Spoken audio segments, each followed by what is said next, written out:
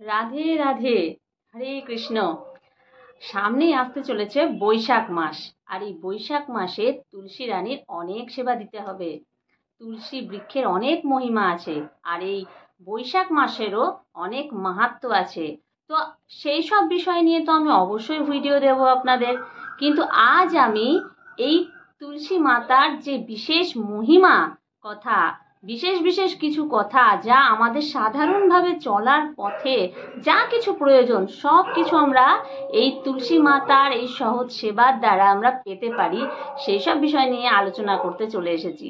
কারণ এই বিশেষ কিছু কথা যা এখনো পর্যন্ত আমি আমার চ্যানেলের কোনো ভিডিওতেই দিইনি। আমি তুলসী রানীর অনেক অনেক সেবা কথা আপনাদের এর আগে অনেক ভিডিওতে দিয়েছি, কিন্তু আজ আমি যে বিশেষ কিছু কথা বলতে চলেছি সেগুলি এখনো পর্যন্ত আপনাদের সঙ্গে আলোচনা করিনি।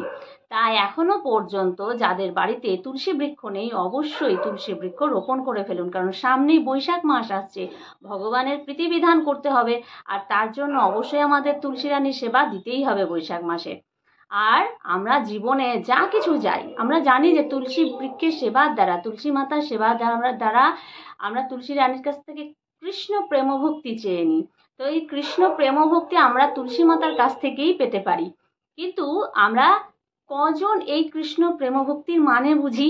তো সকলেই তো এটাই বোঝে যে সাধারণভাবে আমাদের জীবনে চলার জন্য সবার আগে, সবকিছুর আগে আমাদের অর্থ দরকার।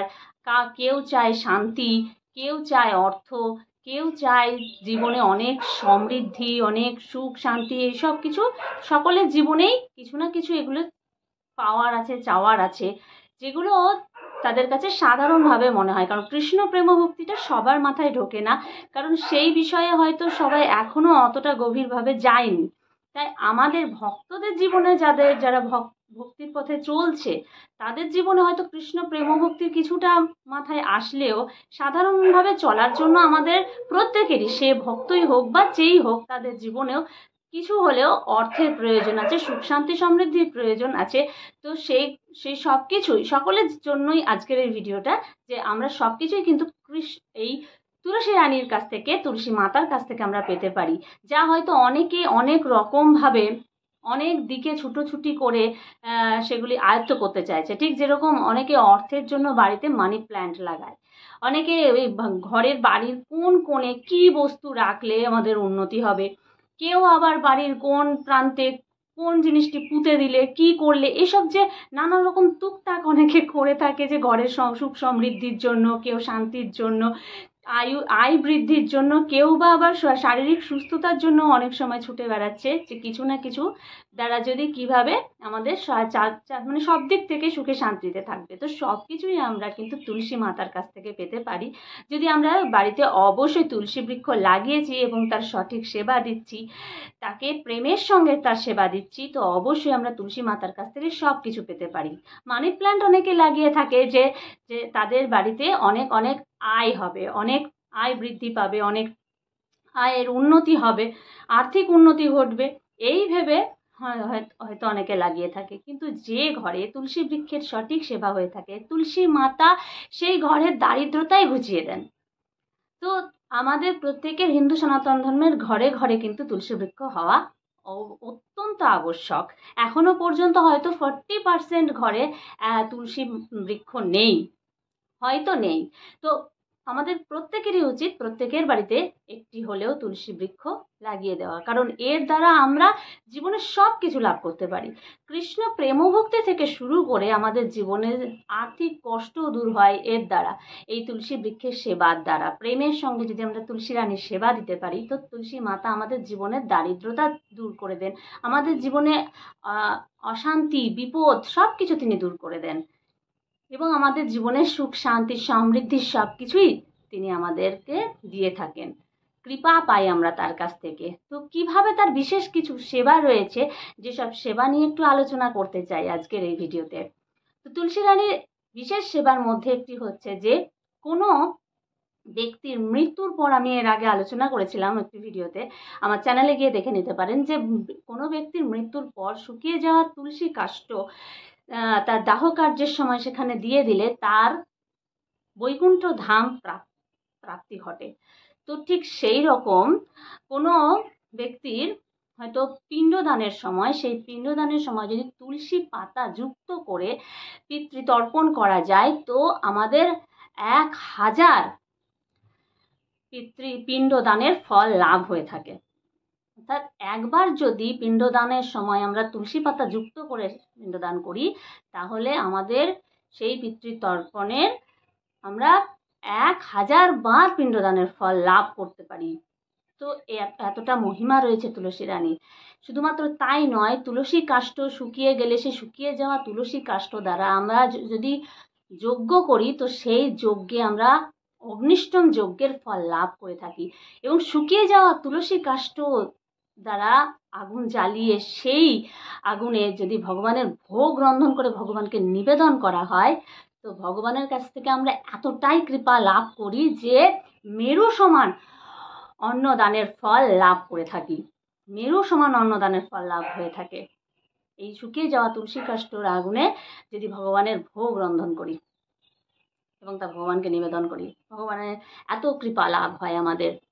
এছাড়াও আরো বিশেষ তুলসী রানীর আমি সেবার কথা বলতে চাই, তা হচ্ছে যে এই তুলসী কাষ্ঠর দ্বারা যে আমরা দীপ তৈরি করে ভগবানের আরতি করে থাকি। আমি এর আগেও আপনাদের আলোচনা করেছিলাম, সেই ভিডিওর লিঙ্ক আমি এই ভিডিও ডেসক্রিপশনে দিয়ে দেব, আমার চ্যানেলে রয়েছে, যে শুকিয়ে যাওয়া তুলসী কাষ্ঠের কি কি আমরা ব্যবহার করতে পারি, কিভাবে আমরা ভগবত সেবা দিতে পারি, যার দ্বারা আমরা ভগবানের অসীম কৃপা লাভ করতে পারি। তো এই যে শুকিয়ে যাওয়া তুলসী কাষ্ঠের দীপ আমরা দিয়ে থাকি ভগবানের, এই দীপ কিভাবে দিই সে তো আমি বলেছিলাম, কিন্তু এই দীপ দানে আমরা কি ফল লাভ করি তা আজ আপনারা শুনে নিন। যে আমরা যে শুকিয়ে যাওয়া তুলসী কাষ্ঠের যে দীপ ভগবানকে দেখাই বা ভগবানকে সেই দীপ দ্বারা আরতি করি তার দ্বারা আমরা 1 কোটি দীপদানের ফল লাভ করি। আমরা ভগবানকে একদিন যদি তুলসী কাষ্ঠের দীপ দ্বারা আরতি করতে পারি তো আমাদের 1 কোটি দীপদানের ফল লাভ হয়ে থাকে। এছাড়াও আমরা এই যে তুলসী কাষ্ঠ, এই তুলসী কাষ্ঠ দ্বারা আমরা যদি তুলসী কাষ্ঠ ঘষে যে চন্দন তৈরি হয় সেই চন্দনকে বলা হয় হরিচন্দন। এই চন্দন যদি আমরা ভগবানকে তিলক দিয়ে দিই, ভগবানকে নিবেদন করি এই চন্দন, তো ভগবান আমাদের প্রতি এতটাই কৃপা বর্ষণ করেন, এতটাই আমাদের প্রতি তিনি মানে প্রীত হয়ে যান যে তার ফল মানে বলার নেই, এতটাই তিনি প্রীত হয়ে যান। তুলসী কাষ্ঠের যে চন্দন তাকে হরিচন্দন বলা হয়। এই চন্দন ভগবানকে সপ্তাহে অন্ততপক্ষে 1 দিন অবশ্যই দেওয়া উচিত, দান করা উচিত। যার হাতে সময় রয়েছে তো অবশ্যই ভগবানের সেবা পূজার সময় তুলসী কাষ্ঠের চন্দন ভগবানকে নিবেদন করুন এবং তার দ্বারা ভগবানের অসীম কৃপা লাভ করা সম্ভব। এছাড়াও আমরা অনেকেই আছি গোপীচন্দন ধারণ করতে ইচ্ছুক থাকি, তো অনেক সময় আমাদের দেখা যায় যে আমাদের গোপীচন্দন ধারণ করা হয় না। তো যারা ভক্তির পথে চালিত হতে চাইছে অনেকের শখও হয় যে হ্যাঁ কত ভক্তদের দেখছি তো গোপীচন্দন ধারণ করছে, কিন্তু আমরা এখনো পর্যন্ত ধারণ করে উঠতে পারিনি। যারা এখনো পর্যন্ত ধারণ করে উঠতে পারেনি তারা এই কাজটি করতে পারেন। তুলসী বৃক্ষের যে মৃত্তিকা, যে মাটি, সেই মৃত্তিকা দ্বারা যদি তিলক ধারণ করা হয় এবং সেই তিলক ধারণ করে যদি ভগবানের সেবা পূজা করা হয় তো 100 দিন ভগবানের সেবা পূজার ফল লাভ হয়ে থাকে। অর্থাৎ একদিন যদি তুলসী মৃত্তিকার তিলক নিয়ে আমরা ভগবানের পূজা করি তো 100 দিন ভগবানের পূজার ফল লাভ করে থাকি। তো এত আমরা তুলসী রানীর দ্বারা আমরা কৃপা লাভ করে থাকি। যদিও কোনো ভক্তরা ফল লাভের আশায় কিছু করে না, ভগবানের প্রীতি বিধানের জন্য, সন্তুষ্টি বিধানের জন্যই সব কিছু করে থাকে, তবুও আজকের এই ভিডিওটা আমাকে দিতেই হলো, কারণ এখনো পর্যন্ত অনেকেই আছে যারা জীবনে সাধারণভাবে চলতে চাইছে, সাধারণভাবেই ভগবানের সেবা পূজা করে এবং কিছু হয়তো ফলের আশা করে থাকে। তো অবশ্যই তাদের আর অন্যদিকে কোনো দিকে ছুটোছুটি করতে হবে না, মানি প্ল্যান্ট লাগানোর তাদের দরকার নেই। তারা কিন্তু অবশ্যই তুলসী বৃক্ষ বাড়িতে লাগিয়ে ফেলুন। আর এই তুলসী বৃক্ষের সঠিক প্রেমের দ্বারা সেবা দিলেই কিন্তু তুলসী রানীর কাছ থেকে, তুলসী মাতার কাছ থেকে আমরা সব রকমের কৃপা লাভ করতে পারবো।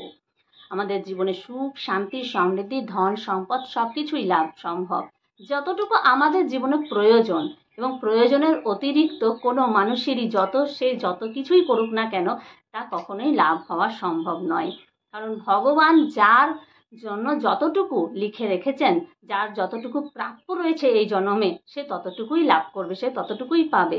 কিন্তু কারো জীবনে দারিদ্রতা চলছে, কারো জীবনে অশান্তি চলছে, কারো জীবনে বারবার বাধা বিপত্তি আসছে, তারা যদি তুলসী রানীর সঠিক সেবা দেয়, ভগবানের সেবা পূজা করে ভক্তি ভরে, তাহলে অবশ্যই সেই বাধা বিপত্তি দূর হবেই হবে, সেই দারিদ্রতা অবশ্যই কাটবেই কাটবে। এইভাবেই আমরা ভগবানের কাছ থেকে কৃপা লাভ করতে পারি।